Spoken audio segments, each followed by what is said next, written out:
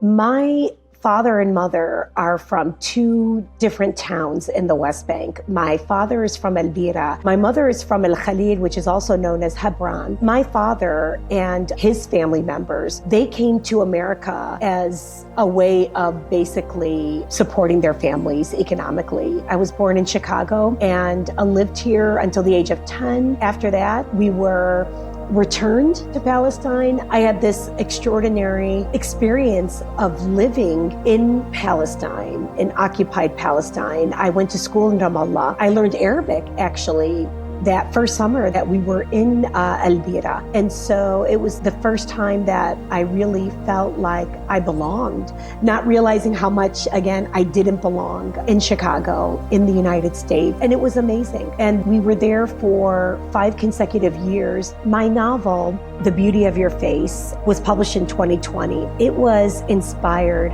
by the tragic hate killings of 3 Muslim Americans that happened in 2015.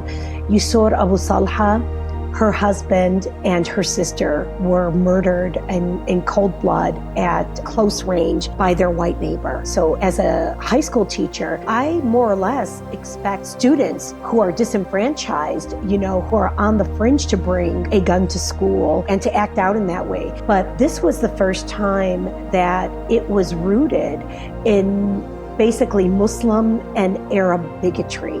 And I was just rattled to my core. So, Muslims being equated with terrorists, that has been long-standing. Palestinians being equated with terrorists, has been long-standing.